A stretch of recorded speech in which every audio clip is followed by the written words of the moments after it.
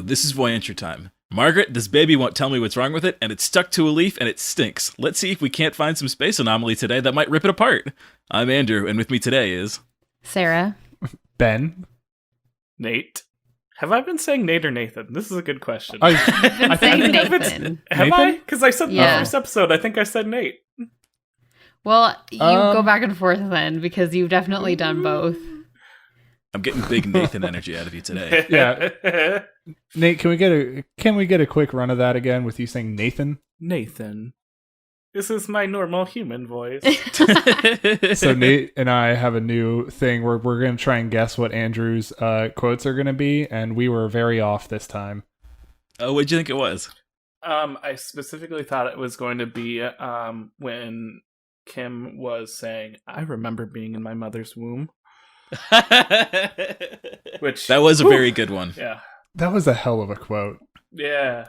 And then it just kind of moved. They just kind of moved on. It just Yeah, he just said that. We can't get into it yet. Hold on, we can't get into that yet. Okay. I have an intro to finish.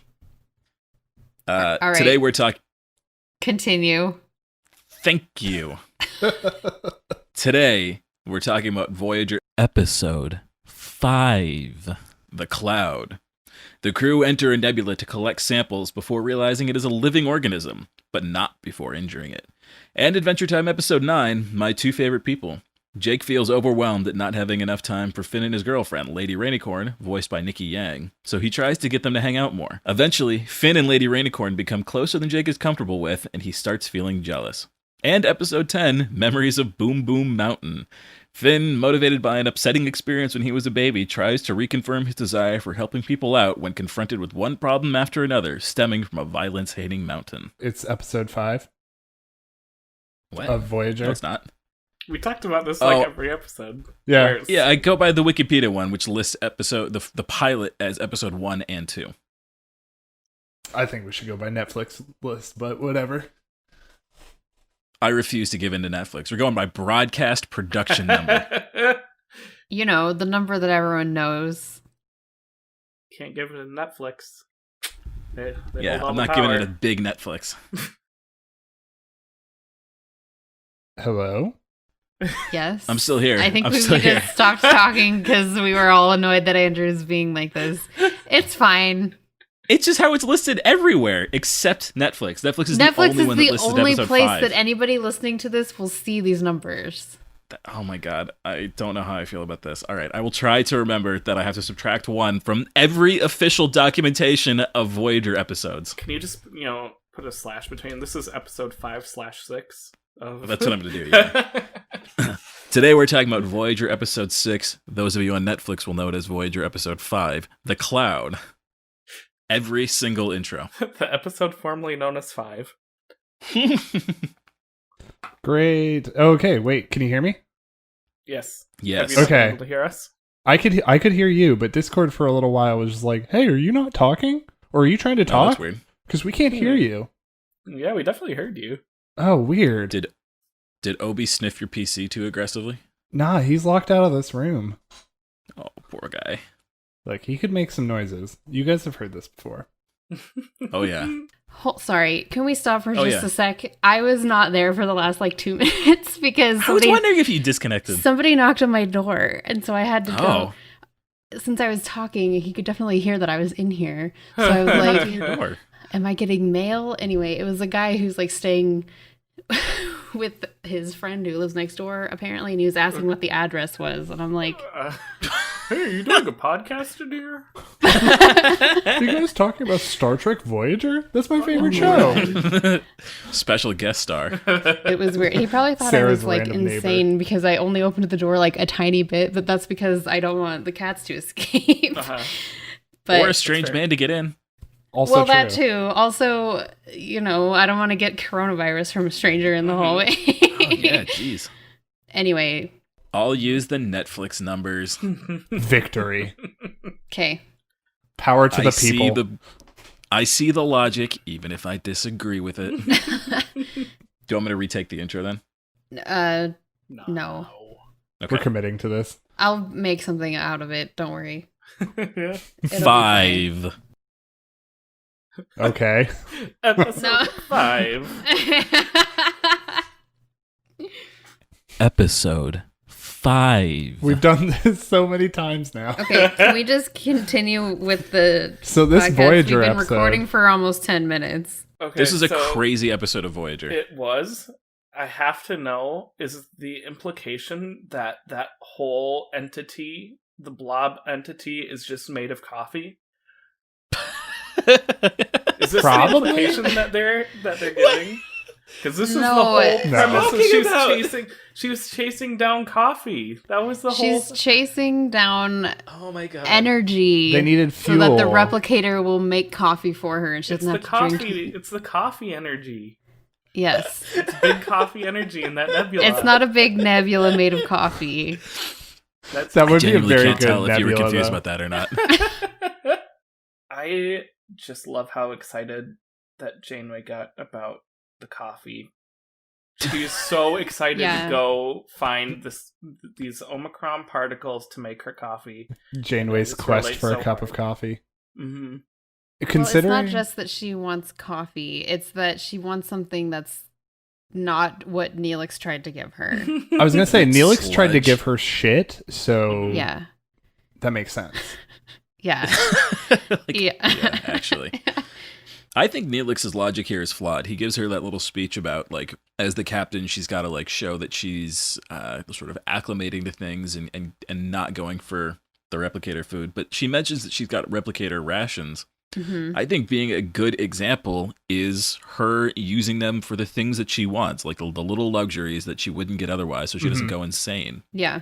That's a great point. I also really appreciated right before that the way that she like turns and the expressions on her face as he's lecturing her are so good just from beginning to end. She's Yes. so mad at him.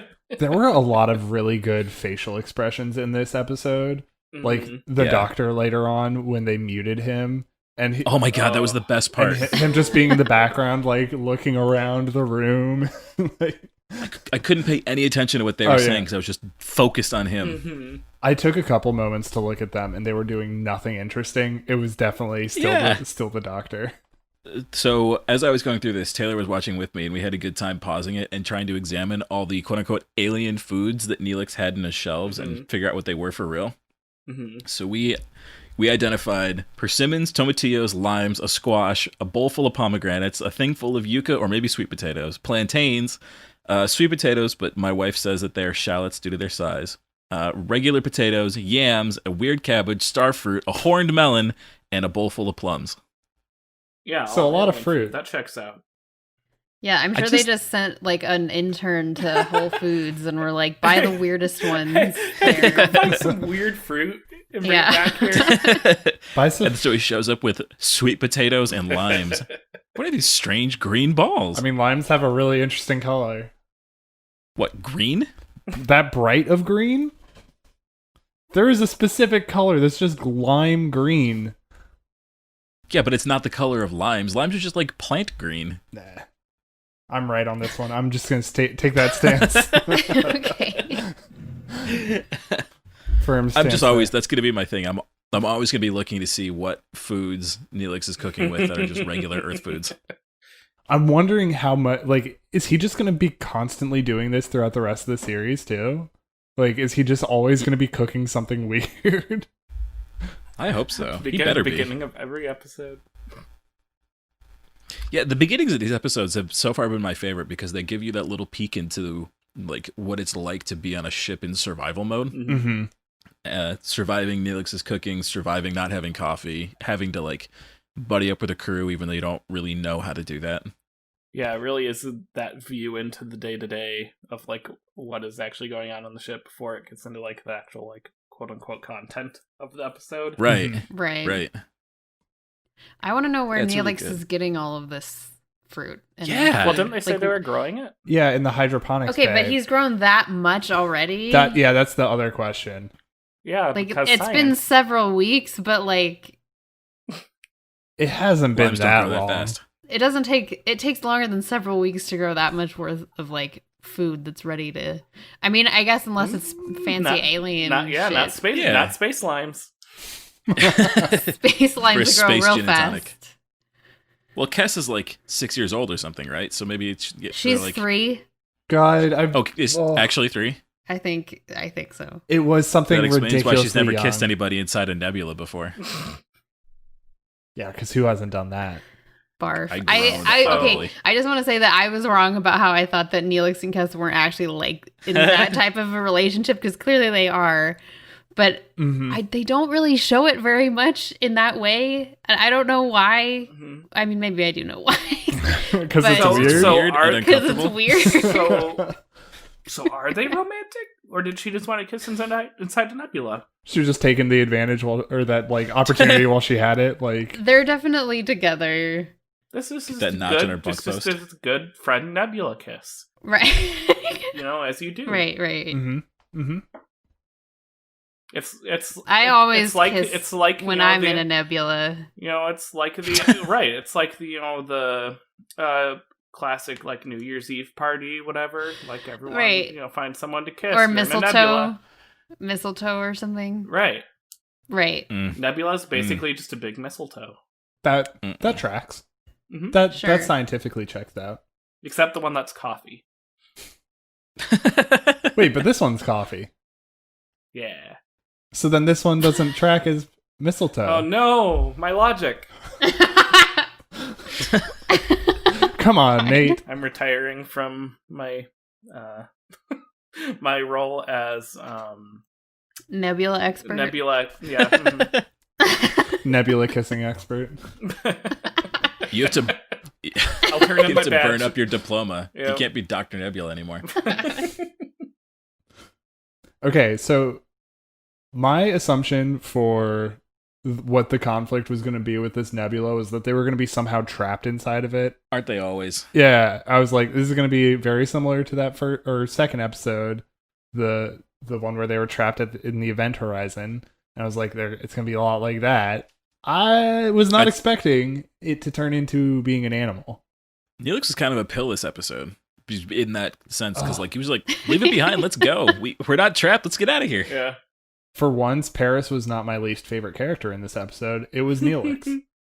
Oh boy, Paris is at the absolute bottom of my list for characters this episode. Oh, I hate it. Paris was number 2. Don't get me wrong. I was just surprised that he was not number 1 for worst characters. Well, here's the thing. Neelix didn't wake Harry Kim up in the middle of the night and bring him into his like weird little voyeuristic sex bar to show him the holographic ladies he had around. What?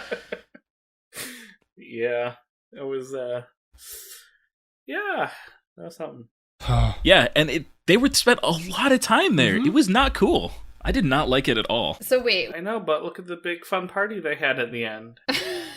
which part Okay, did you it was- not like? The holodeck part, or the part that it was like a misogynistic like sex den? That part, it made me. I was uncomfortable for a lot of reasons. Not the least of which was that like every lady there was extremely horny for Paris for no reason, but also that he brought Kim in just to like show Like, off, show- have someone watch. I would I like couldn't to- tell. I would like to point out that yes, all the women are extremely horny for Paris, but there's also an extremely horny guy Yeah. that Paris oh my god, made that guy! Yes, for Paris- that thing. For what reason? I'm Is my this theory just behind furthering this. your shipping theory. Yeah, Yes, my it theory is. behind this was that Paris brought Kim here to get Kim real horny because he was trying to seduce him with this. Be like, look at this, look at what I can create. Look at this beautiful place, and it would just ended It's all up coming being together. yeah, just falling so flat for Kim. See, what I was thinking literally more fan fiction level. Mm-hmm. Like, Give it to me. they can have, like, because, it's the future. Who knows what's normal? And so maybe Tom is like, hey, let's, like, hook up with these girls. And then suddenly I can just be like, holodeck change program or whatever. And then it's like, now there's no holodeck girls. And now it's just us. And now we can kiss because now we're all in a kissing mood. Mm-hmm. I like that version. I hope that guy isn't still listening in the hallway. I hope he is. Shoutouts to you, hallway guy. His name was Brian, I think. Hallway Brian. Maybe Hallway Brian's in a kissing mood. Anyway, yeah, that's my contribution to the shipping department.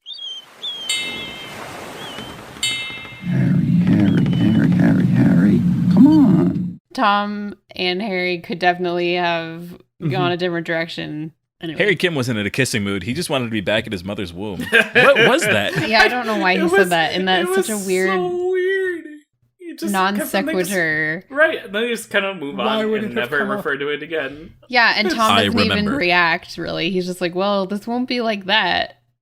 And Yeah. then they just go into the holodeck. He questions Yeah. it for a Okay, but second. did you hear what he just said, He's like, actually? he's like, you remember being in your mother's womb? And then Kim just was like, yep. And he never, what? That's Yep. that's the end of the line of questioning? Does he Yeah. remember being born? Like, Well, he must. If he remembers back, Yeah, like being it's- born is more recent than being in the That womb. is a terrible existence for a human to remember. yeah. Yikes. I don't know. It's probably nice and like comforting, and you feel safe, right? Oh, being in the womb, sure. Being born. Oh, being born, not so No, much. Yeah. I imagine that was pretty traumatic. And then also, being a newborn is no picnic. Right. Honestly, frankly, I'm pretty glad I don't remember anything until I was like 6. 'Cause Mhm. being a kid, kind of that young, oof, it sucks. Yeah. Yeah. Ugh.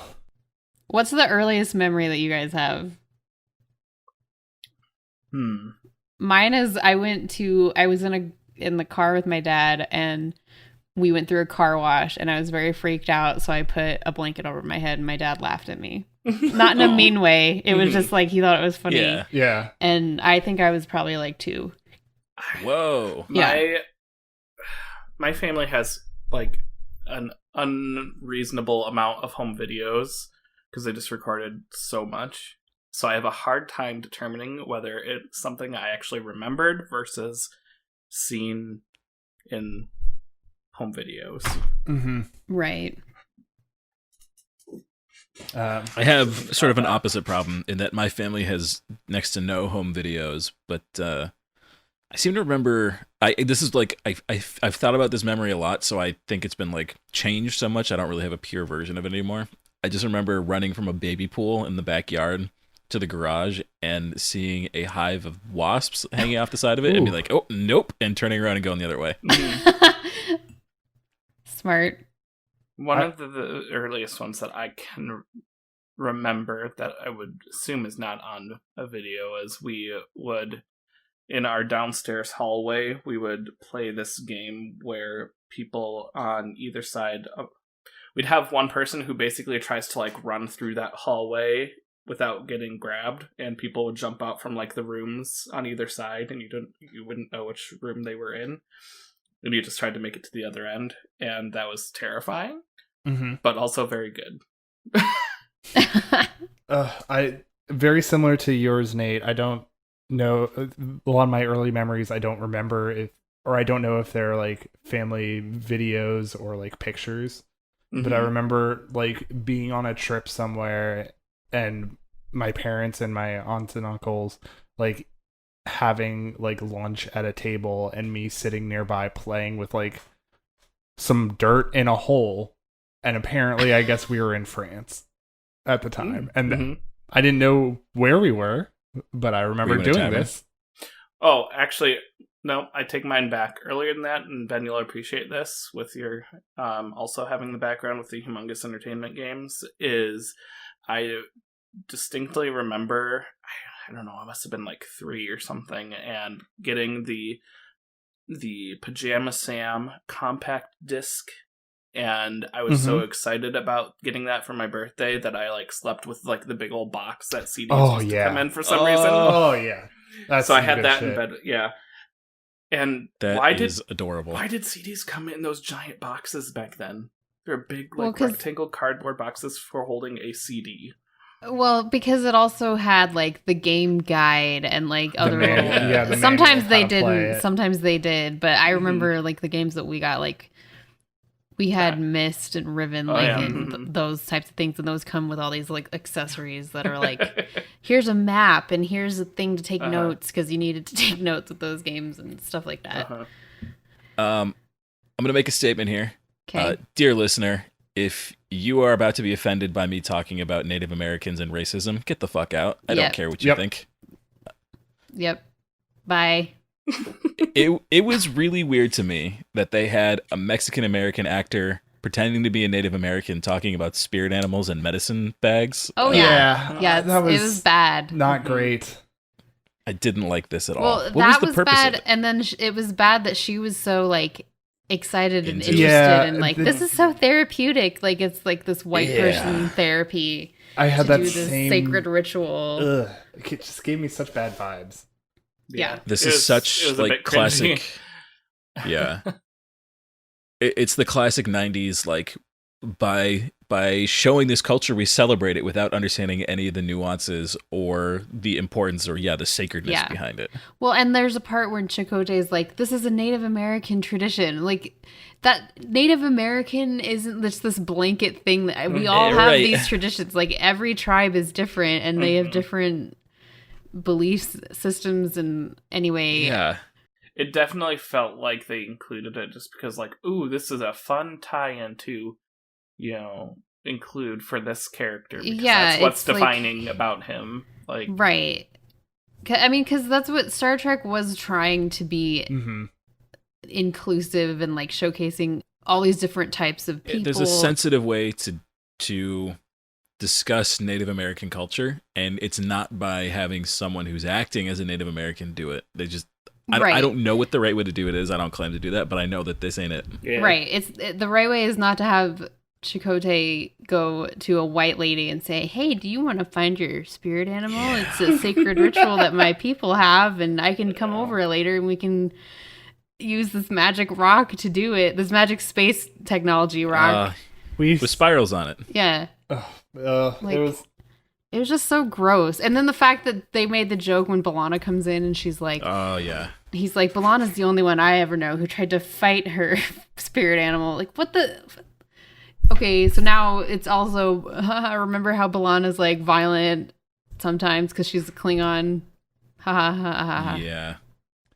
I so don't not, know. not only There's do we just- have like racism for modern day Earth, but we've also got the space racism in there too. Oh boy. Yeah, and then Oh. also I just was so grossed out by how excited Janeway was to like do this, and like I just really truly don't know what the point of it was. Like I think she was trying to find I think the point was supposed to be her connecting to the fact that she's like, I don't know how to handle myself out here. It's kind of weird and I feel like I have to be distant from everyone. So she's like looking for some like direction because she's kind of the only one in charge. It's not like she can call back to Starfleet and talk to an admiral. makes Like sense. there's nothing. So it makes sense that she's looking for some way to do that, but that she's not acting like it's like this intense experience. She's just going, ooh, that'd be fun. Yeah, come over. Yeah. We'll do it. It'll be like a slumber party is kind of like the vibe that she gives. And it's just so bad and awkward Yeah. and just uncomfortable. Yes. It was not great. I Yeah. didn't like it.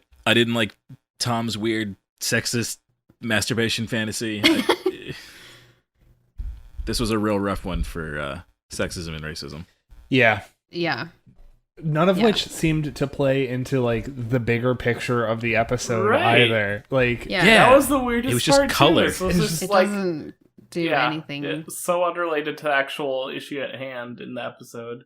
I would say that for sure is true of the spirit animal stuff or animal guide, whatever they were calling it. But I think that the holodeck part at least does connect to the theme of like the crew is feeling lost and whatever. And since at the end they're all there together Mhm. hanging out, it's like that's what has brought Hustling them Tom Paris. together. that's true. And It Right. doesn't. now they're all hanging out, and then you find out the thing about how Janeway is like a badass pool shark and stuff like that. Like That was fun. That was very good. I did, and Yeah. I did like that the weird horny guy that Paris coded was just like, I'm immediately gonna try and seduce Janeway.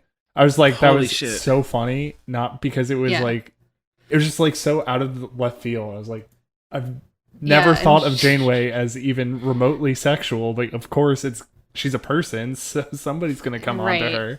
But But- like the fact that happens immediately, and then Tom Within- is like super embarrassed, and he's like, if I'd known you were coming, and she's like, yeah, you would have changed everything, and I would have missed all the fun. Yeah, Yeah. that was very good. Like that last couple minutes when Janeway shows up to his weird tavern in France was fun, and like it Best part of the episode. It gave some more context to like how Janeway was feeling. Yeah. But the first time it didn't feel super necessary. Like why did they even have it? Why did you wake Harry came up in the middle of the night to go to this? Yeah. Because like it had nothing to do with any other. It had nothing to do with any other section of the show. Like they had been talking about needing to ration energy, but all of a sudden they can just take the time out of. They can just take the time and energy to like put up this holodeck simulation whenever they want. Yeah, it was strange. I don't think holodeck. I don't think holodeck magic energy is the same as like replicator stuff because it's just projections of light, basically, right? Isn't that what the holodeck doctor said in like the previous episodes? So what's the point of the wine? If you can't taste light. There is no point. Okay. Look, it's not real, so there's no science that can back it up. I'm just telling you, in the science of this world, it's not, it's just light reflections that have varying degrees of space magic to make them, tangible. No, it doesn't have to be real. Like, I know it's sci-fi, it's all made up, but I'd like there to be at least some internal consistency. And I was really I really bumped for some reason on the wine. Like, why wine? It doesn't make any sense because you can't taste it. It's light. Maybe Does they it get can you holographically drunk. Maybe How they does this can work? taste it. I don't know, because if the holographic food was like something you could actually have, then they would be like, okay, everyone just eat holographic food until we fix our ration problem. Yeah, maybe you can taste it, but not. No provides nutrition. you no nourishment. Yeah, maybe. But how would you taste it?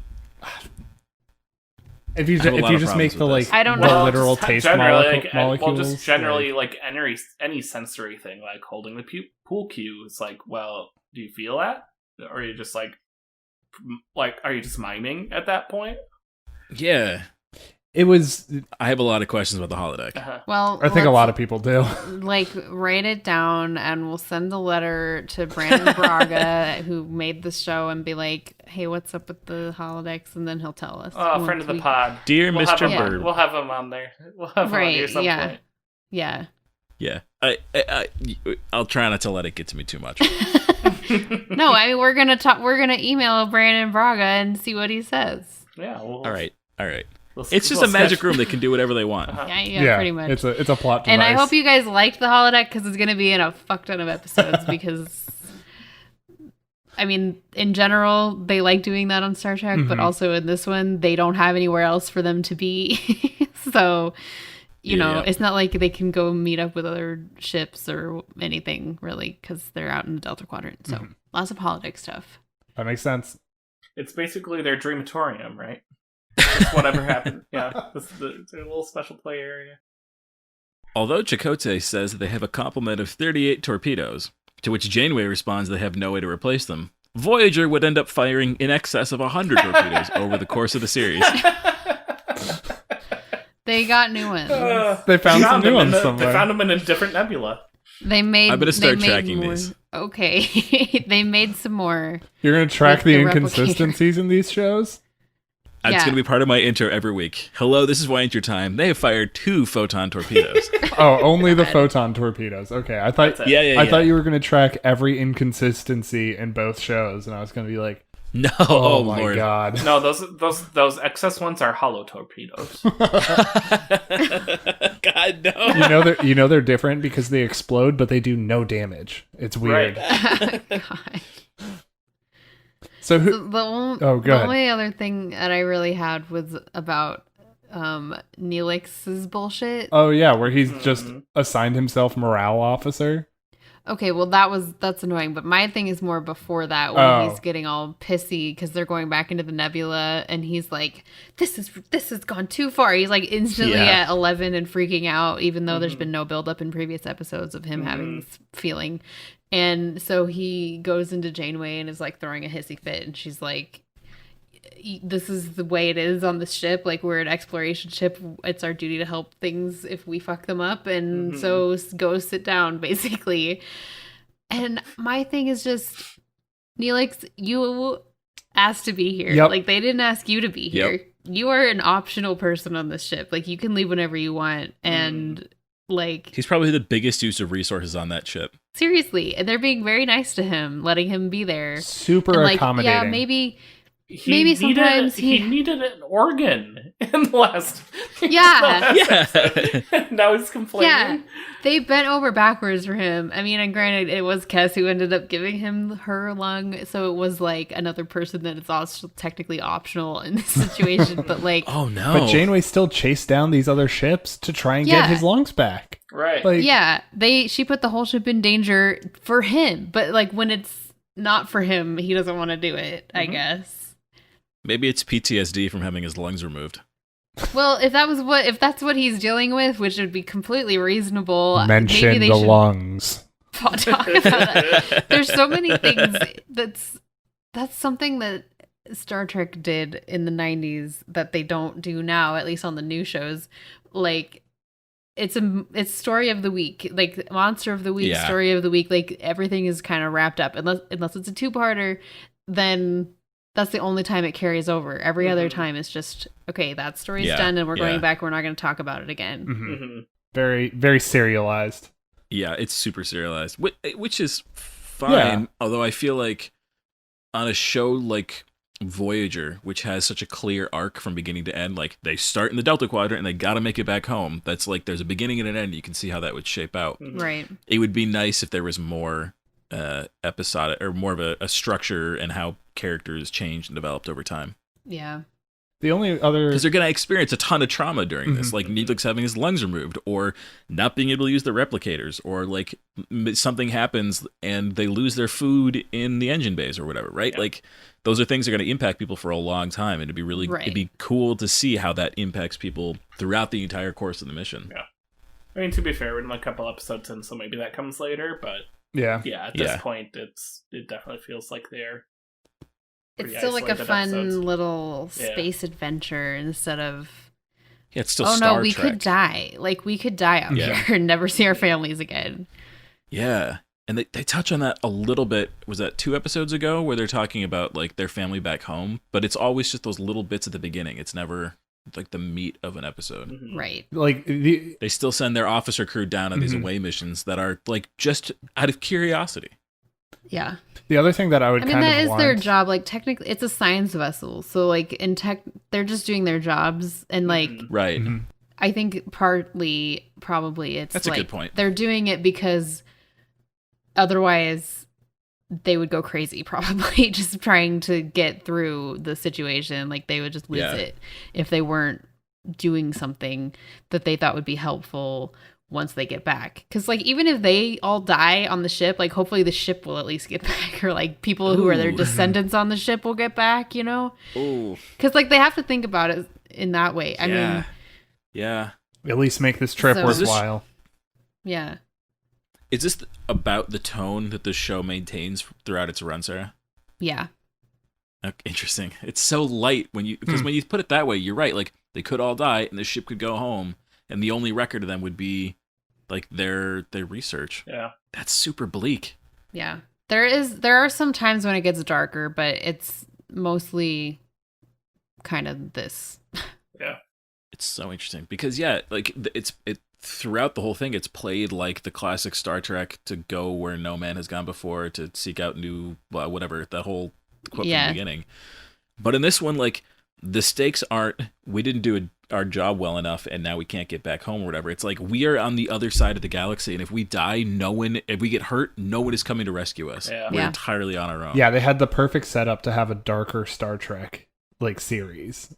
And Right. Well, if you want a dark show that has a very similar situation for the people who are left, might I recommend Battlestar Galactica? Well, yeah. It's basically that's fair. Yeah. Dark Voyager. But I would love, but that it's a little different because it's military, right? Yeah, and it like is. they're being hunted. I would love to see Voyager really tackle the whole question of what it means to have to survive on a starship not meant for that. Yeah. Still a good show. Yes. Indeed. Oh yeah. Don't get me wrong.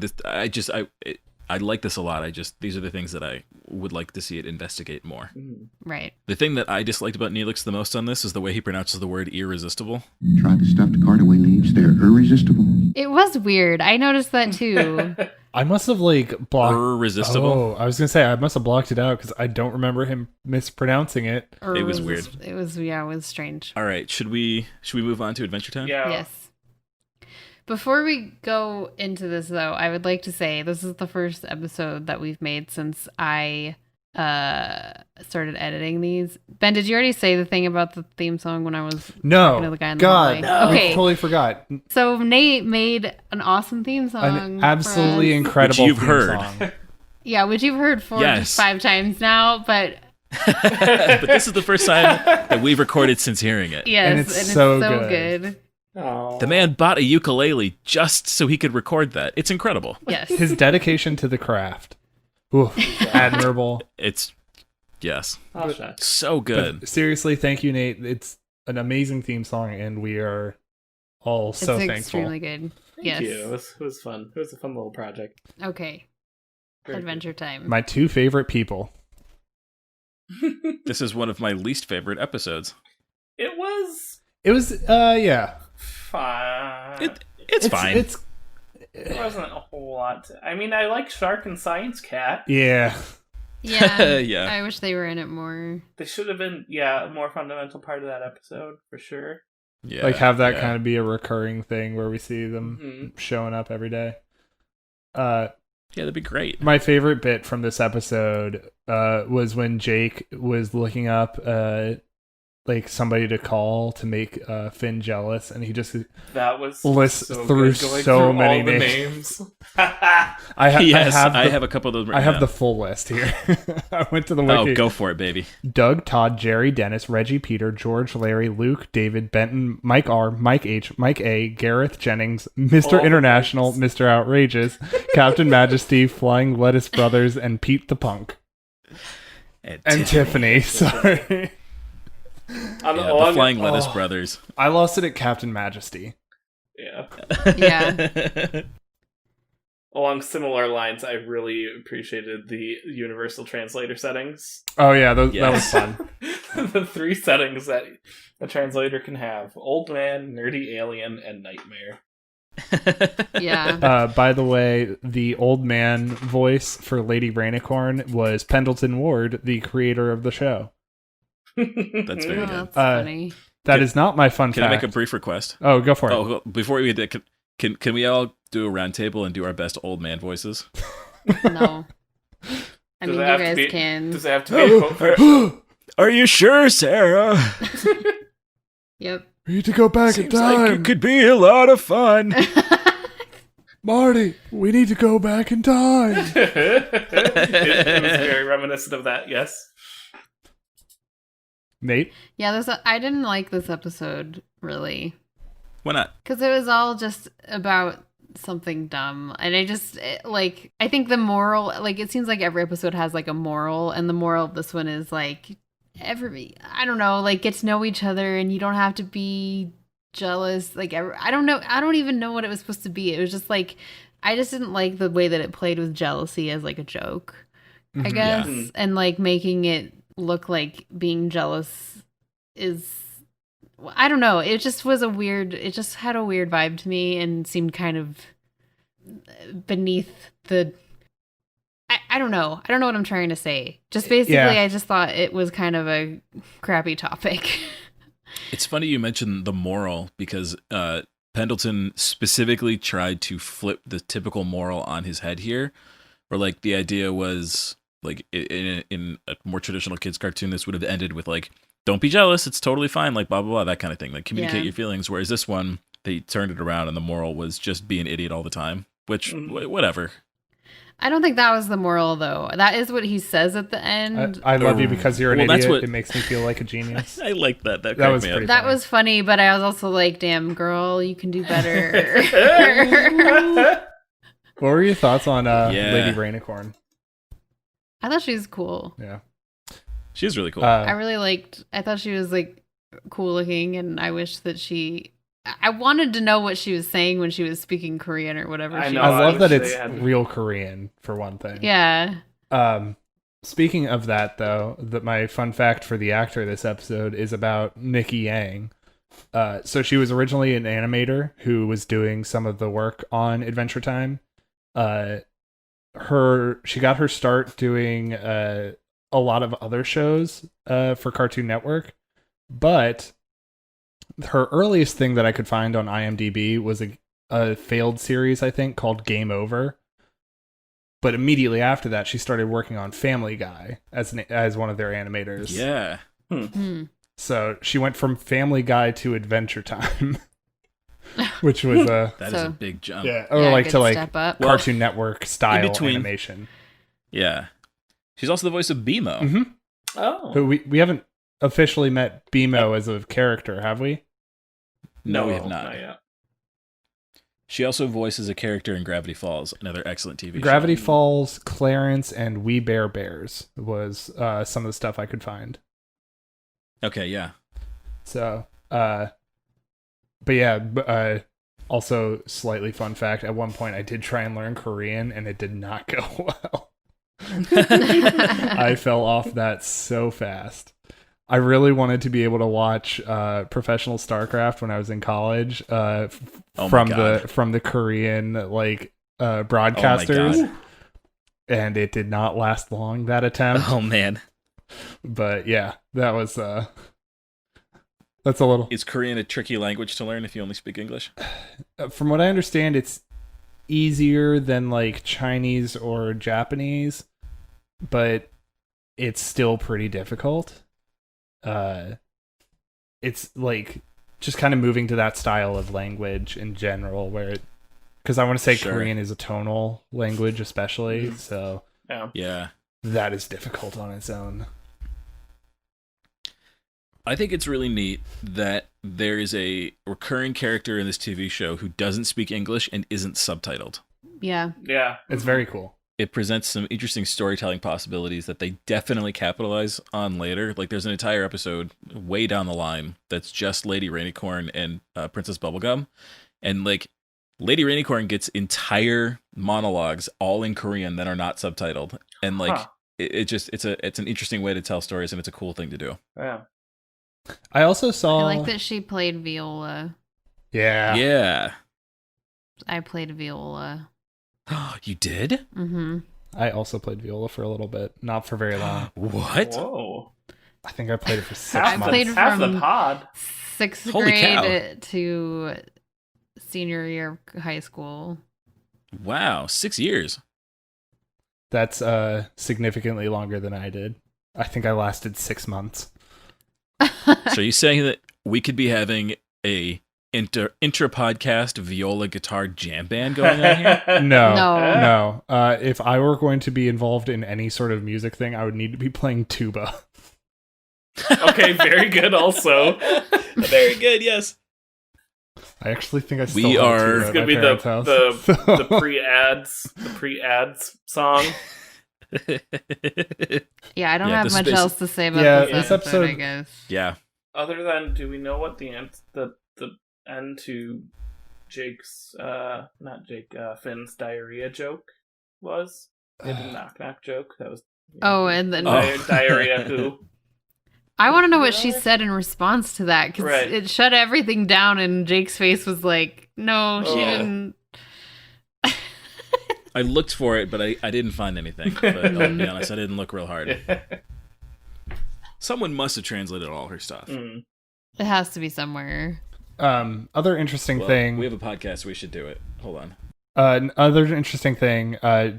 In Korea, they didn't translate Lady Rainicorn to English. They just left her as Korean, but like heavily like synthesized or like auto-tuned.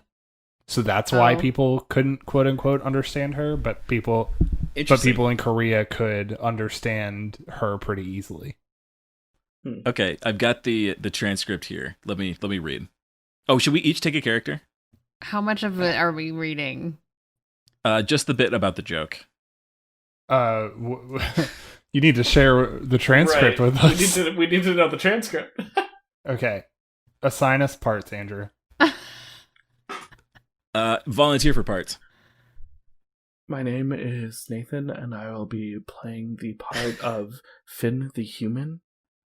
I'll be embodying Finn. My name is Ben, and I will be taking the part of Lady Rainicorn. Andrew, you be the last one. My name is Andrew, and I will be requiring Sarah to be Jake. No. You don't want to do it? Andrew, No. be Jake. Can we? We've already. All right, I'll be I'm Jake. already Andrew, gonna cut can I- out like half of it. Andrew, can I speak to Jake? Is Jake with us? Is Jake with us? Nate, start. Oh, I have a joke. Okay, knock knock. Who's there? She said, "Who's there?" Diarrhea. And then in Korean, he said, "Diarrhea." In Korean.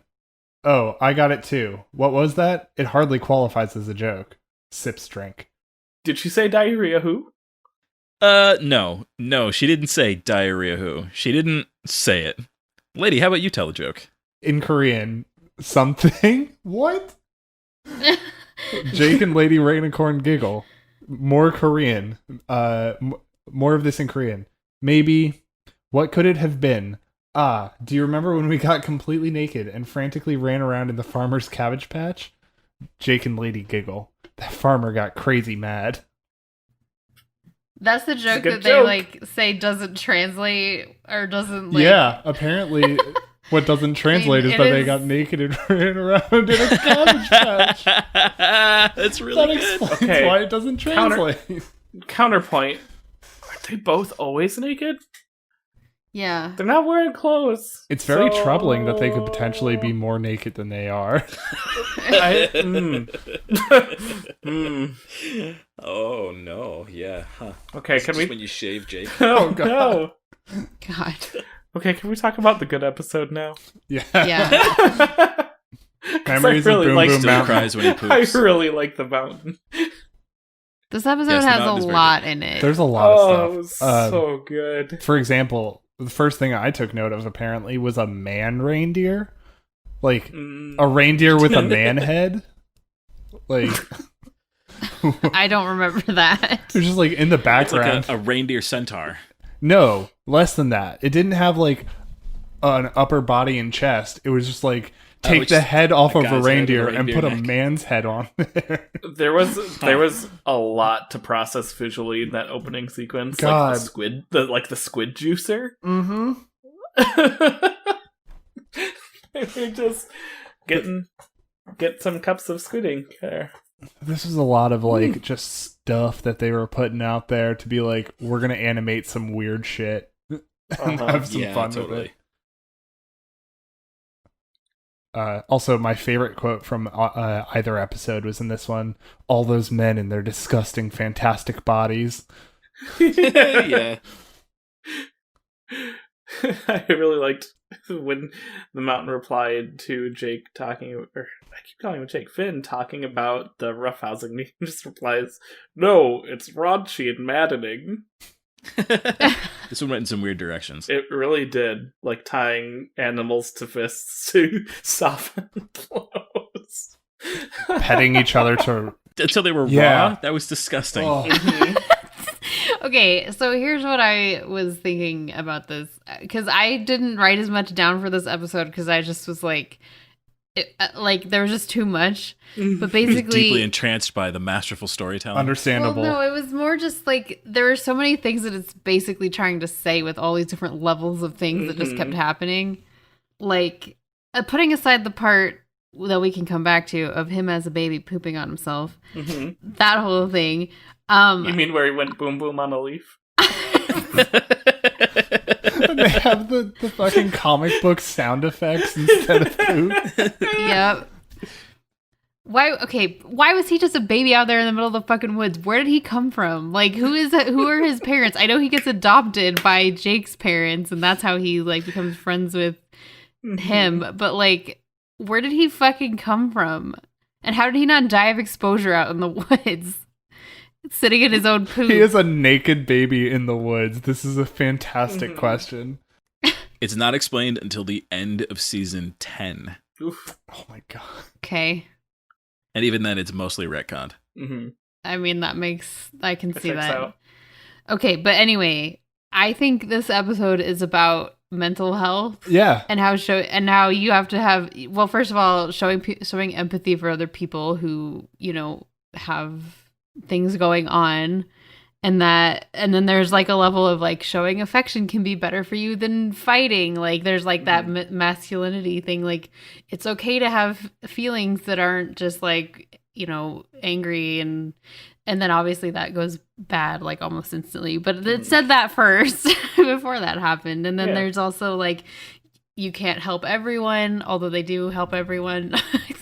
Through it's okay a very to not roundabout situation. Through the Rube Goldberg machine of helping. Yeah.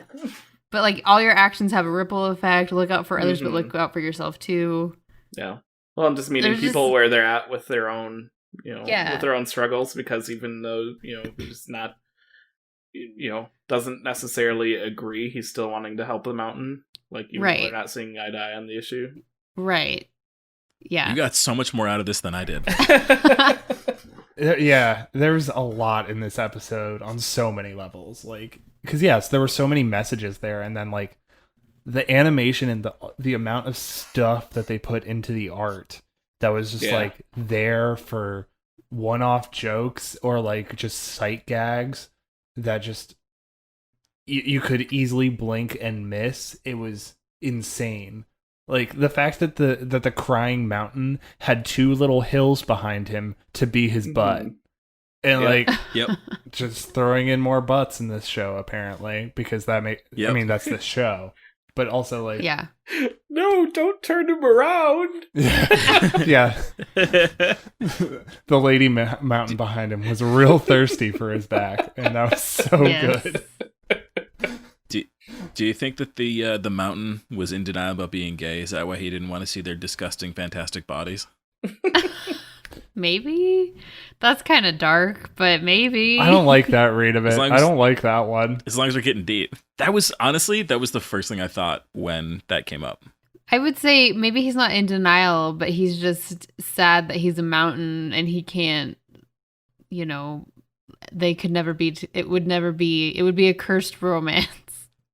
Yep. I would say because his argument changes to when they strap the animals to their fists, that he's sad about the animals. Yeah. Mm-hmm. That it doesn't necessarily track, but maybe it's just a convenient excuse. Well, I mean, the animal punching was worse, so I can understand. By far. Although the animals didn't seem that unhappy about it. They didn't react at all, but I don't approve of that particularly. Yeah. Now they're just punching animals. Those poor animals didn't want this. Hold on, Sarah, I want you to explain more about what the themes you noticed in the episode, because I just have my notes here are nothing but silly quotes. I already said everything. The only other ones that I wrote down was that mountain can talk, and then this dolphin fell in love with me. Those are the only other things I wrote down. I loved the line where he just said that mountain can talk. Like he's just like that's like he couldn't hear it the him entire time. Well, maybe he wasn't. I don't know. He was only talking to Finn before. You might have to help me here, because a quote that I wrote down, but I don't remember the context of, is like a cherub with its bottom out. I have zero recollection of the quote. I believe that was a discussion of what Finn looked like when he had a boom boom. Oh my also, God. Jake's parents saying, "You just kissed a boom boom, baby. Don't expect any more sugar from me until we wash your dirty, dirty face." Yeah. And he had like the old timey 20s voice, like Yeah. radio announcer. You just kissed a boom boom, baby. Don't expect any more sugar from me. Yeah. So good. Yeah, these were light episodes. They were silly. Boom Boom Mountain Boom Boom Mountain was definitely heavier than my two favorite people. Yeah. But like they were I mean like any Adventure Time episode is, or not any Adventure Time episode, but I feel like the average Adventure Time episode is going to be fairly light. Especially here's the thing about that. I watched episode Puhoy, that's from season 5 this afternoon, just to try to convince my wife that this show was worth watching. And going from that into these 2 episodes was like tonal whiplash. Yeah. Like everything about what it turns into is so fundamentally different than what it looks like now. Like they're like 2 different shows. It's crazy.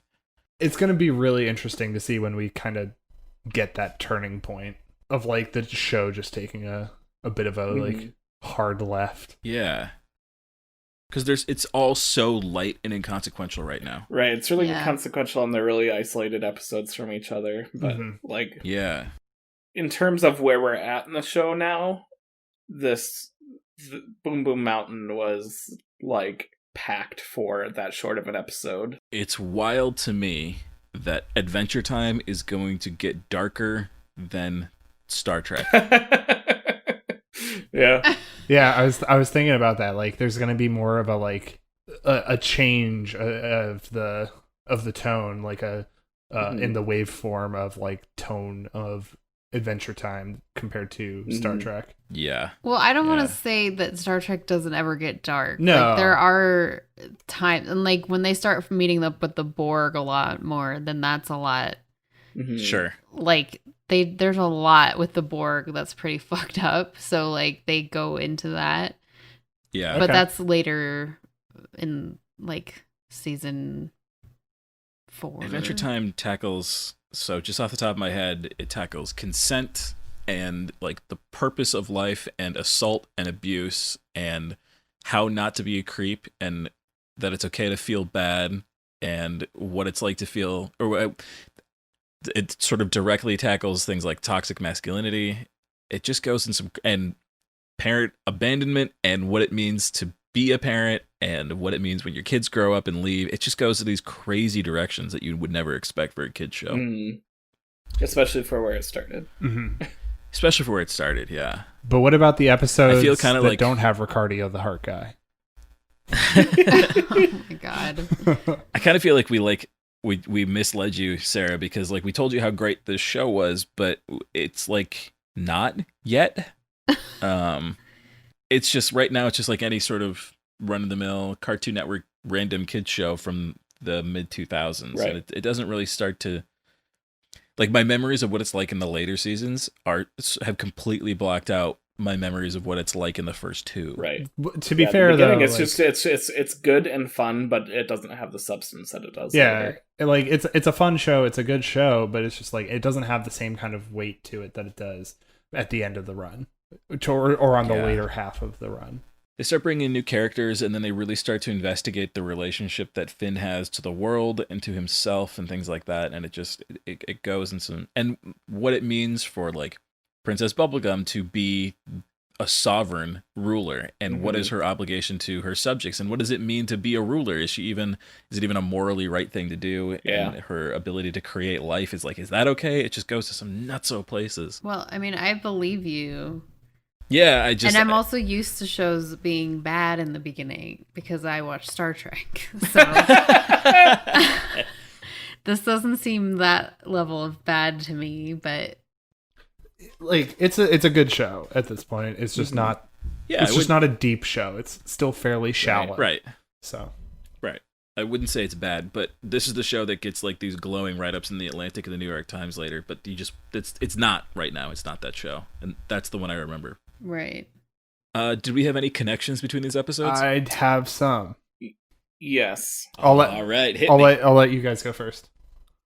Mine is that both the Mountain and Janeway have very strong stances against animal cruelty. Good, good. Nice. Similar connection.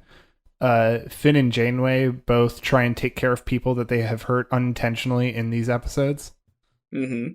Oh man. That's a good one. Yeah, definitely the theme of like helping people when even if you don't need to. Like choosing to do that. Choosing to do the good 'Cause- thing. Right. Man, y'all are on fire tonight. I got nothing for this one. I'm sorry. Why you have does another Finn one? call it boom boom? Is there another 'Cause word it's a for silly it? I think it's just a silly way you can describe poo-poo on a kid's TV show. Well, they talked about diarrhea in the episode before, so he Yeah. knows how to say other words for it. I was gonna say maybe they were trying to get around some sort of like upgrade slightly in television rating, but I guess if they talked about I think it's diarrhea just- the other episode, I think it's just because it's silly. Yeah. That's the best explanation right there. I got one. All right, here we go. Stick with me because this one's a bit of a ride. I'm ready for it. Okay. Lady Rainicorn loves Jake because he's an idiot, and Janeway puts up with Tom Paris even though he's clearly a horny idiot. I mean, all right. Okay. I'll allow it. I'll allow it. She doesn't. That's the best I got. I would say it's more that Harry puts up with Tom at this point because Janeway's not seeing that side of him. Except for the one time when she walks into the tavern. Well, right, but like the one who's getting dragged into all these things unwillingly in some cases is Harry. But hold on, anybody hear the sound of backhoes and forklifts? Because it sounds like we're entering the shipping department. I'm just saying. How unwilling is it really? Well, obviously, if he didn't want to go, he wouldn't. So he, of course, wants to go. Of course. He has to tell Tom about what his mother's womb was like. Yeah, that was my other connection, was when Jake was talking about remembering being in the womb. And Harry talking Remember about that being part of in the the episode? Yeah, no, Nate, I yeah, remember. Nate, I Yeah. remember. Andrew? Yeah, that I do not remember that. Really? little scene of the That's Of weird, the- Andrew. It definitely is real. This of definitely the My Two happened. Favorite People episode. Well, you watched from the Hulu version, right? Oh, Yeah, that was yeah. because I had the Korean subtitles on. That was something that Jake Oh, said. Did you- That was one of the things Jake said to Lady Rainicorn. Sorry, Andrew, did you not have Korean subtitles on? No, I don't watch the Korean horror version of these TV shows. Weird. I thought we had all made that agreement at the beginning. So I want to say thank you to Nate for the use of our theme song. The Ukulele. the ukulele cover of the Star Trek Voyager theme song. What's it actually called? Does it have a name? If I know, I should I look that don't up. think Probably so. just Voyager theme. I think it's don't just know. Voyager theme. Oh, what should this episode be called? The name of the Star Trek Voyager song is main title theme. I think it should be called main title theme. Boom boom. Squid juicer. Okay, I'll just think of something. No. I think No. it's got to be something that we said. Oh, see, we got to keep track God, while we're saying things. What silly things have we said? No, because then you're just gonna be like, "Oh, that was funny. I'm gonna Coffee, write it down." Coffee like, while Nebula. We're going, and Coffee that's- Nebula. Because Nate talked about the Coffee Nebula. Checks out. That is a good one. A nebula made out of coffee. I can feel Sarah resisting. Let's do the outro. Well, we'll just wait for. Wait, what do I normally say? You talk about the next episode. Oh yeah. Oh, let me do my due diligence here. Shit. Nebula kisses. Okay, Nate. Womb memories. I like womb memories. That one's pretty good. Whoop! There it is. All right. I don't remember what I normally say here, so instead I'll just say thank you for listening. Join us next time as we discuss the Voyager episode 6, Eye of the Needle, and Adventure Time episode 11, Wizard, and episode 12, Evicted. In the meantime, well, we'll just wait for you here. By the mausoleum. With our backs turned. And our defenses lowered.